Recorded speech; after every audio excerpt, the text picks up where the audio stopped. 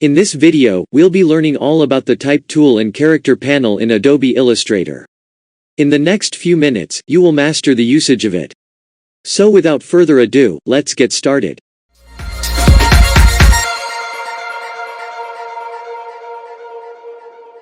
Welcome back guys. Creative Psychology here. This channel is all about helping you learn graphic design using Adobe Illustrator. You must have found many other tutorials on YouTube about Illustrator and graphic design which are very long. Our aim is to help you master graphic design in the shortest time possible. We upload a tutorial shorter than 10 minutes every week. So, if you want to become a professional graphic designer, make sure that you subscribe to our channel and hit that notification bell to get notified when we upload a new video. Starting with the Type tool. You can see the Type tool in the Tools panel with this little T icon over here. The keyboard shortcut for the Type tool is T. So, select the Type tool by pressing T on your keyboard. Now, there are two options. If you want to type a line of text or a word, then just click anywhere like this. Now, as you can see, lorem ipsum is written over here. Lorem ipsum does not mean anything. It is just a global standard for dummy text. You won't see it written like this, by default, in some of the older versions of Illustrator. Now, you can start typing whatever you want. After you have finished typing, select the selection tool and this text will turn into a text box. If you want to type multiple lines, then take the Type tool. Click anywhere and start typing.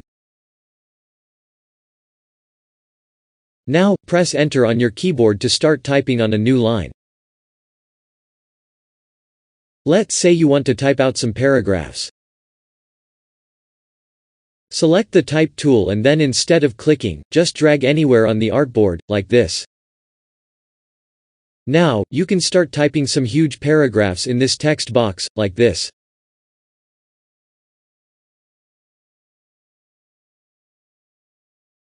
Let's type some text. You can increase the size of this text, using the selection tool. To scale this text, select the selection tool, and then scale as you normally do, to a shape, like this. But, just make sure that you're holding Shift while you're scaling. And please, don't scale it like this. Stretching the text violates the rules of typography. If you want to scale it properly, you can do so by holding Shift while you are scaling.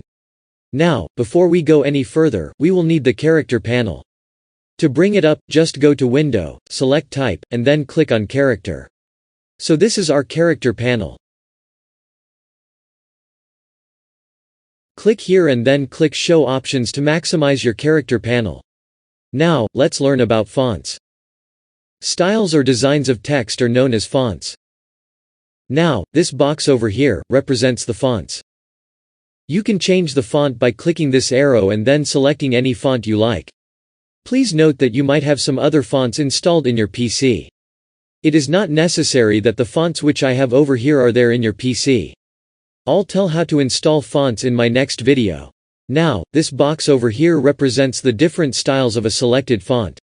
If you drop it down you can see some options. This font, Arial, has 5 styles installed with it. Regular, Italic, Bold, Bold Italic and Black. Some fonts might have more styles while some might not have any at all.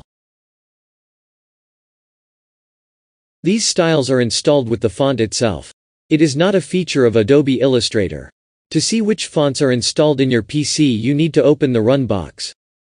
You can do so by pressing the combination, Windows key R on your keyboard. Then type fonts and press Enter.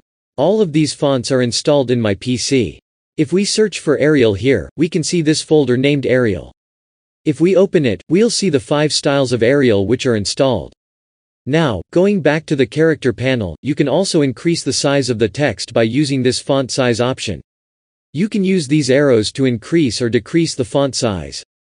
Also, you can click in this box and start using your scrolling wheel.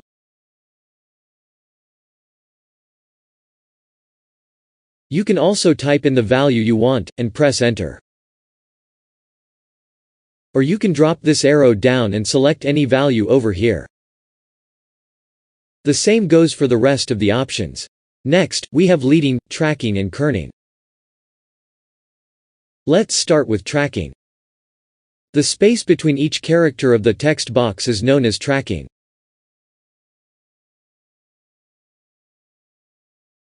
If we increase or decrease it, we can see that the space between the characters is changing. Let me set it to 0 for now. Next, we have leading. For this, we'll need a paragraph. Let's select the type tool and create a paragraph, like this. The vertical distance between the lines of a paragraph is known as leading. As you can see, if I change the leading, the distance between the lines of the paragraph changes accordingly. Normally, we set the leading to auto. Let's say we set the leading of this text to a fixed value, say 25 points. Now, if we increase the font size, then you can see that the text is starting to overlap. If we set the leading to auto, then we can see that Illustrator adjusts the leading automatically. However, sometimes we require to have a specific value of leading. Now, let's learn about kerning. We have a text box here. If we drop down the kerning menu, we can see that all these options are grayed out, except for a few. Let's select 0. Now, you can see that the spacing between the characters is uneven. So, we do not usually set 0 as our kerning. We usually set the kerning to optical for headings and subheadings. It is set to auto by default. You can change the spacing between individual characters using the kerning option. First, select the type tool. Let's place the cursor between T and E. Now we can adjust the kerning by selecting any number here, or by using the scroll wheel.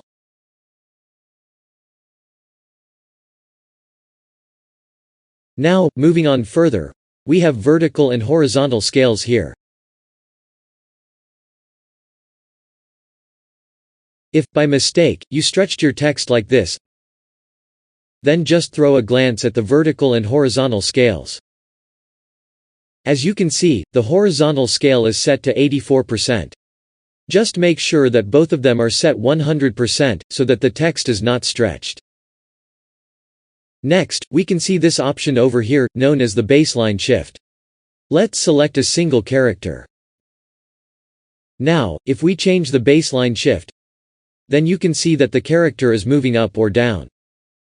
A negative value of the baseline shift means the character is below the baseline, and a positive value means that it is above the baseline. It is set to 0 by default. Next, we have character rotation here.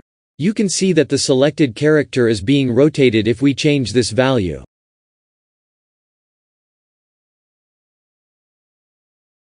It is not necessary to select a single character for this. Even if you select multiple characters, or even the complete text box, you can adjust the character rotation like this.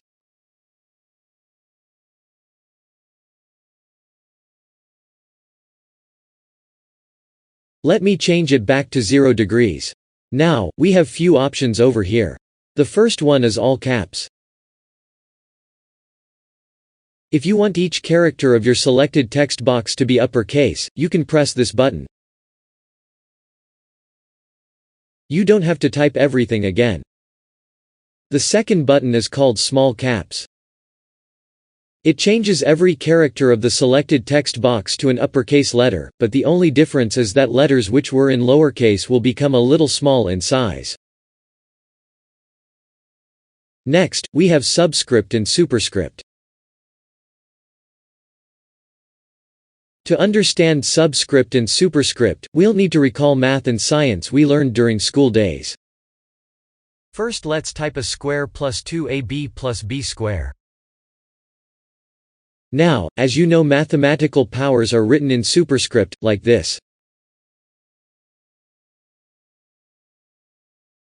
Make sure that you turn off these buttons before you type anything else. Otherwise, whatever you type next will be in superscript or subscript. Now, let's type H2O. In H2O, 2 has to be in subscript, like this. Next, we have the options underline and strike through. If you want to underline your text, press this button. If you want to strike through the text, like this, then press this button. Next, we also have anti-aliasing, which I'll explain when I'll teach you Adobe Photoshop. It is very useful when working with raster images. If you want to learn Illustrator from the beginner level, just click this playlist over here to watch the complete guide from beginning. So that concludes today's video, guys. Thanks for watching. Subscribe to our channel and I'll see you over there.